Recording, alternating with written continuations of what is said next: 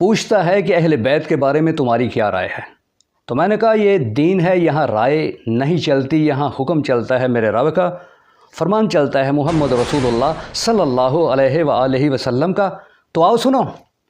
अहले बैत के बारे में फरमाया पैगम्बर अलैहिस्सलाम की मुक़द्दस ज़ात ने कि मेरे अहले बैत की मिसाल हज़रत नूह अलैहिस्सलाम की कश्ती की तरह है। जैसे नूह अलैहिस्सलाम की कश्ती में जो लोग सवार हुए थे वो बच गए, बाकी सब हलाक हो गए। तो फरमाया यही मिसाल मेरे अहले बैत की है कि जो मेरे अहले बैत को ले लेगा, उनसे चिमट जाएगा, उनकी बात को मानेगा, उनकी इत्तबा करेगा, उनकी पैरवी करेगा, उनका अदब करेगा, उनका एहतराम करेगा, वो बचेगा, बाकी खलाक खल्लास वो नहीं बचने वाले।